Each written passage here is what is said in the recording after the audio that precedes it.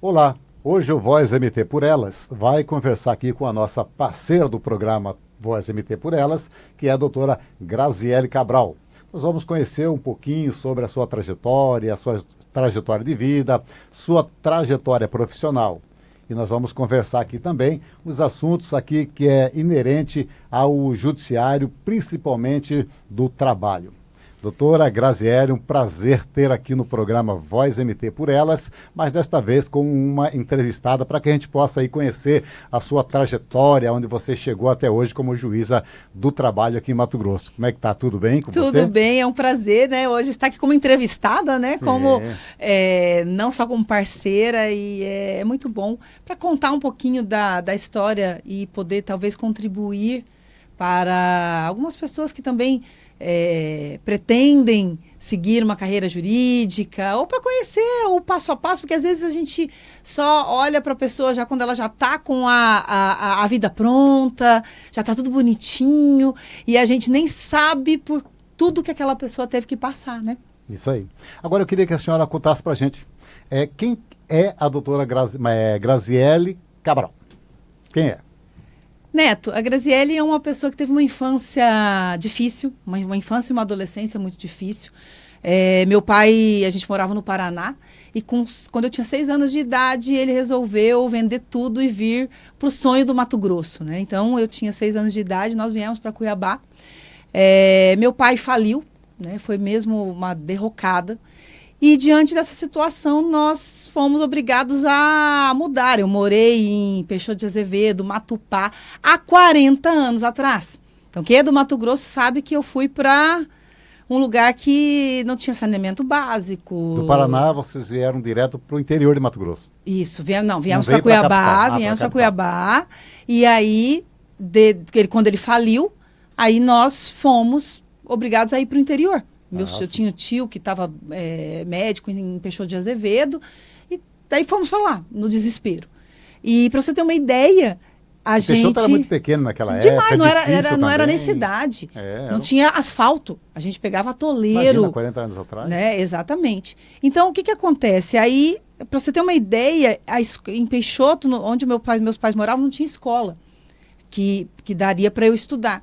Então, eu fui morar com uns tios meus no fundo de uma farmácia. Ele trabalhava numa farmácia e a gente dividia uma casinha de uma água com 2 cômodos, cozinha e quarto. O banheiro era lá fora para eu conseguir estudar, né? Então, morei um tempo com eles e eu estudava em Matupá, né? Porque pegava o ônibus, não tinha ponte, pegava balsa, né, para ir até Matupá.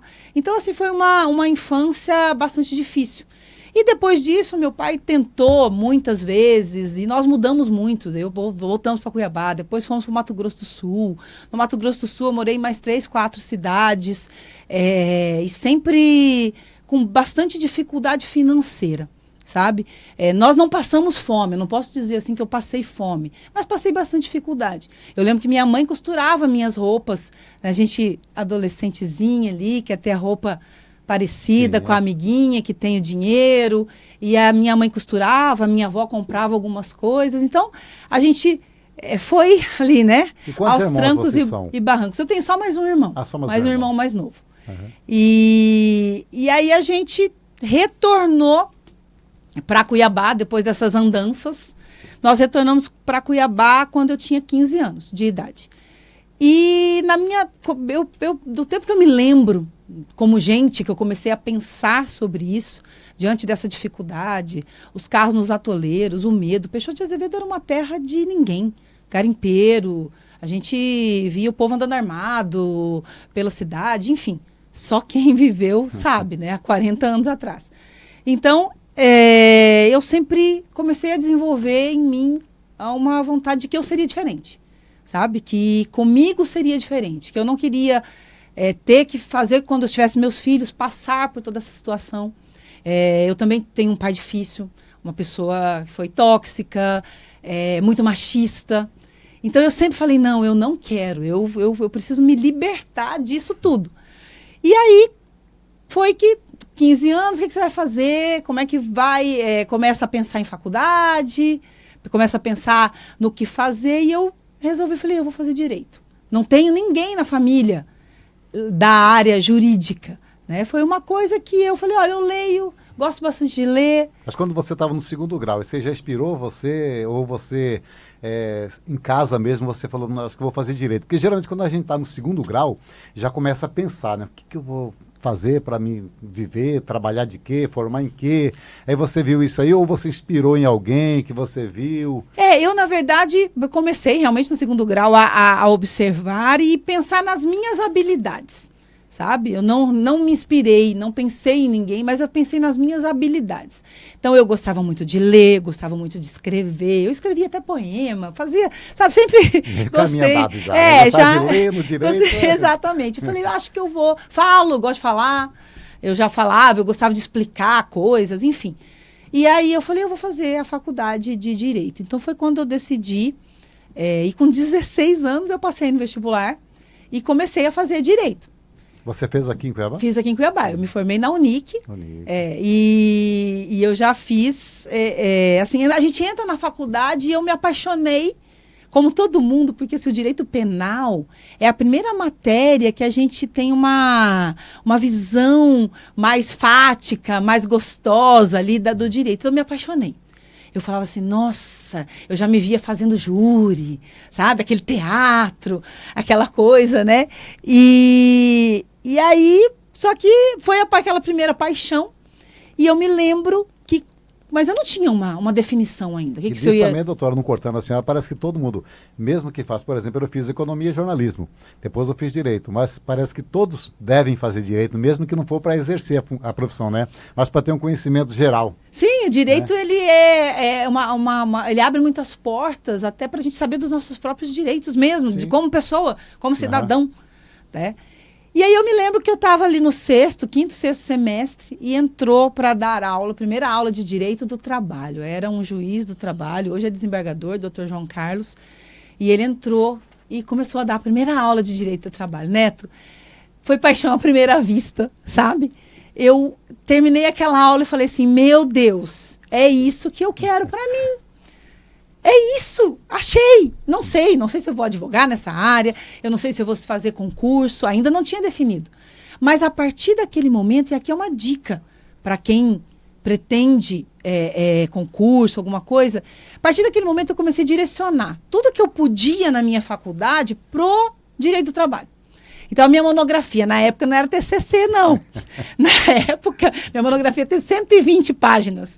Na época, era monografia, a gente apresentava com uma banca enorme. Enfim, eu sei que o TCC apresenta, mas hoje é mais curtinho. Sim. E eu já fiz sobre trabalho infantil urbano. Na prática jurídica, eu trocava com os meus colegas. Então, assim, quem tinha lá ação de direito de família, eu ia lá e trocava... para pegar, isso, você me dá, e ninguém gostava de trabalho, só eu. Pouca gente gosta de trabalho. E aí eu trocava. Então eu fui direcionando. Só que já ali pelo 7º semestre, eu também comecei a pensar, né, tendo mais aulas também, conhecendo. Estágio já isso, também, começando, vendo os professores e tudo, eu comecei a pensar em dedicar para um concurso público, juiz do trabalho ou Ministério Público do Trabalho. Eu, inclusive, estagiei no Ministério Público do Trabalho, tá? Então, eu falei, direcionei tudo para a área trabalhista. E aí eu me formei muito nova. Eu entrei na faculdade com 16 anos, com 21 eu estava formada. Muito rápido, né? Foi bem, né, uma criança. Eu falo que hoje a minha filha está com 18 anos, fazendo faculdade, eu ainda acho uma criança. Então, eu entrei com 16 anos. Você chegou a dar aula também? Ou só já foi preparar para o concurso? Não, aí que vem a reviravolta, né? Que a vida da gente são surpresas. Eu formei e eu lembro que meu pai, muito bravo, muito machista, e nessa aí ele tinha me prometido que sim, eu formasse. Eu fui uma das primeiras alunas da sala. Se eu formasse bem, né? Ele me exigia muito. Não tinha dinheiro, Neto. Não tinha dinheiro. Os pais falam, se você formar, te dou um carro. Não tinha dinheiro. Infelizmente, não tinha. E ele falou assim, eu vou deixar você fazer uma pós-graduação fora. Né? Beleza, eu conheci meu marido. Morava em Campo Grande. O meu atual marido, né? Na época eu conheci. E a gente começou a namorar. E aí, adivinha onde eu escolhi fazer a pós-graduação? Eu falei, vou fazer em Campo Grande. E aí ele falou para mim, não, você não vai. E com meu pai não tinha conversa. acabou. Não vai. Não é não mesmo. Não é não, não adianta chorar, não adianta. Tem discussão. Não tem discussão. Nada. E aí, nesse momento, eu falei assim, é agora. Ou eu me liberto agora, ou eu posso esquecer, eu vou viver aqui na aba, eu vou viver nessa situação para sempre. E aí eu emprestei, na época, R$1.000 de uma tia. R$1.000, gente, há um tempão atrás, era dinheiro. Era dinheiro. Dava para eu ficar 3 meses. E arrumei um pensionato lá em Campo Grande. Eu fui para Campo Grande, mas não para morar com o meu namorado. Eu fui, não queria isso. Eu fui para aí foi isso. Mesmo, né? Aí esse dinheiro dava para eu pagar 3 meses de pensionato e a minha pós-graduação, que eu comecei. Falei, aí eu arrumo um emprego, eu já estou formada, e aí vamos ver o que vai dar, né? E aí eu fui com a cara e com a coragem. E passou um mês, e 1 mês e meio, e nada. Eu falei, meu Deus, vou ter que enfiar o rabinho entre as pernas, com perdão da expressão, e pedir desculpa pro meu pai e falar, voltei, né? Mas aí, nesse período, abriu na UFMS uma vaga para professor substituto para o curso de Direito. E eu falei, vou fazer esse concurso. Aí era para levar currículo, você fazia o currículo, fazia uma prova e dava uma aula. E aí, meu currículo, o que eu tinha? Nada. Esses seminários que a gente faz, palestra, só. E tinham 15 outros candidatos, gente que já advogava, já estava 2, 3 anos. E eu acho que eu dei, assim, sorte de ter encontrado ali a pessoa, o examinador, também que... O esforço também é muito importante, né? Reconhecido também por Deus, essa... Com certeza, mas eu acho que foi uma mistura ali, sabe? Eu sempre gostei da aula, sempre tive facilidade de falar, né? Fui muito dedicada.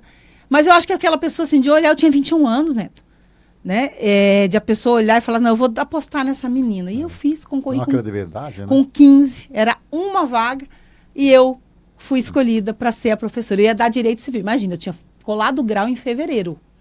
Final de março, eu, Graziele, dando aula para o 4º ano de Direito Civil. Eu acordava 4 horas da manhã.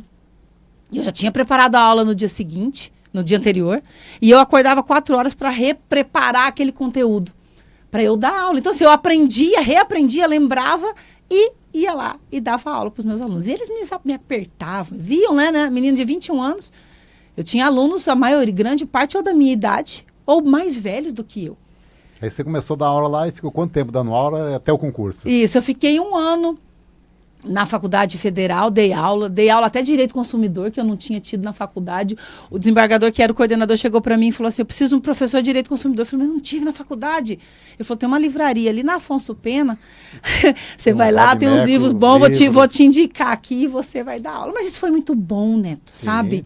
Isso mexeu comigo. Geral do direito, né? Exato. Agora o concurso, né? E aí, com isso, né, a gente foi prolongar muito, a história é comprida.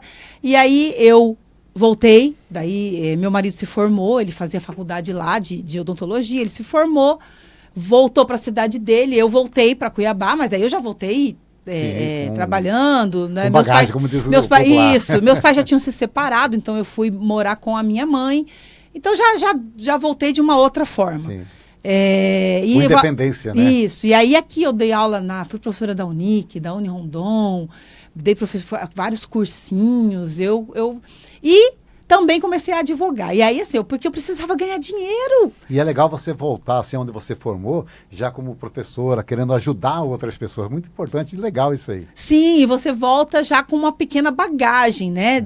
Olha, eu dei aula numa federal, lá em Campo Grande. Isso abriu portas. Rodou bastante para voltar. Isso, né? Rodou e tá aqui agora. E aí, com isso, eu queria estudar para o concurso, mas eu não tinha dinheiro. Eu precisava trabalhar. Entende? Então... Sim.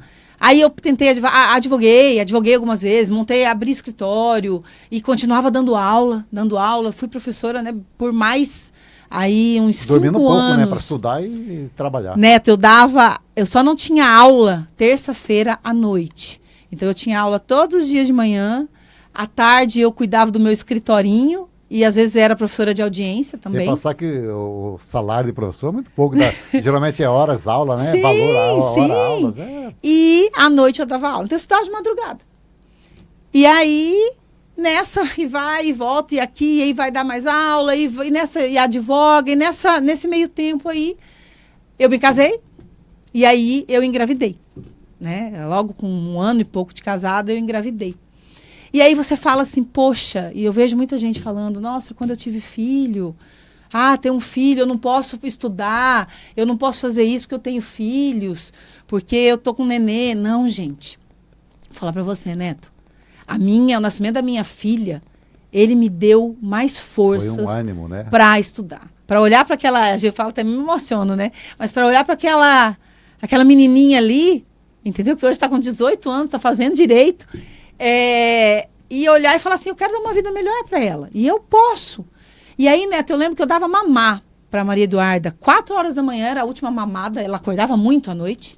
E ali eu já acordava, já levantava e ia estudar. E quando a Maria Eduarda tinha 1 ano de idade, eu passei no concurso. Passei em primeiro lugar no concurso da Magistratura do Trabalho do Tribunal aqui da 23ª Região do Mato Grosso. E assim, a realização de um sonho, certo? E eu acho importante, eu agradeço até assim, a oportunidade de estar contando a história, porque... É importante, isso aí reflete nas outras pessoas que queiram também se dedicar a isso. Como você falou aí, a questão da sua filha, no meu tempo, no tempo que você está falando aí da sua vida, era difícil, era uma batalha para a gente fazer. E a gente pensava, eu quero dar o melhor para os meus filhos. Só que hoje eles já pegam uma situação melhor. Sim. Deveriam ter obrigação de ser melhor do que a gente profissionalmente, né? Com certeza. Mas, geralmente, às vezes, estando igual a gente, tá bom demais, Tá né? bom. E eu penso que eu fiz a minha parte. Sim. E sabe, eu quero deixar um recado para todas as pessoas, independente, não estou falando só de concurso, sabe? Para todo mundo que tem um sonho, que tenha uma meta, que tudo depende só da gente. Que tudo depende só de você querer e se dedicar. Não é só querer, que coisa fácil. Não. É querer e dedicar. É saber que vai se privar de algumas coisas por um período, mas que depois você vai conseguir atingir. Tem que ser disciplina, sabe? E deixar aqui uma imagem, eu quis contar essa minha história e você abriu esse espaço, porque as pessoas olham pra gente, Neto. Hoje existem preconceitos de vários tipos.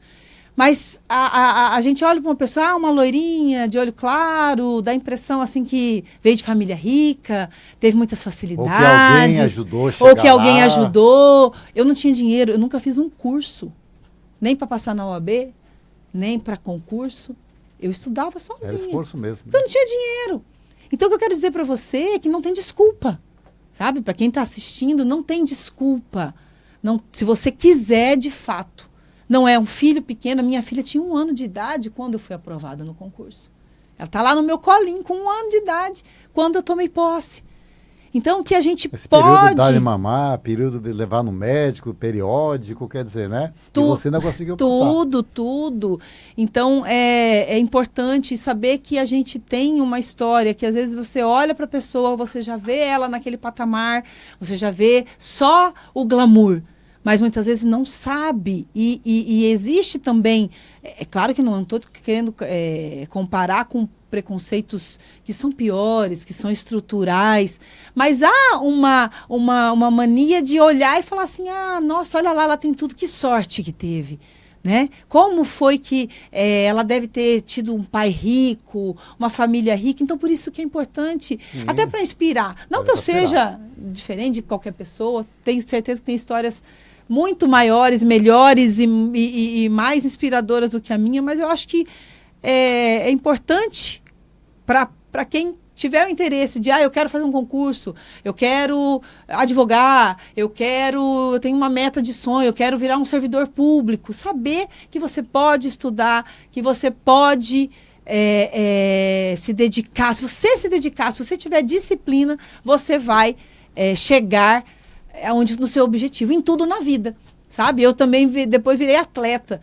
E eu falo que até nisso. Você vai correr, você começa correndo 10 quilômetros, depois você corre 21 quilômetros, depois você fala, vou fazer uma maratona. Consegue. Hoje eu não consigo, faz tempo que eu não faço mais.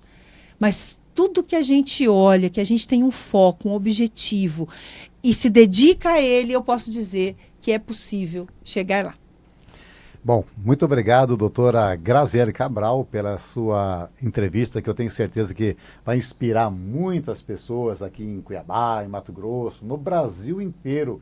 Uma história de vida muito bonita, porque valeu dos seus esforços, valeu do seu trabalho de correr atrás, de buscar aquilo onde você chegou. Tá de parabéns, muito obrigado aqui pela nossa entrevista.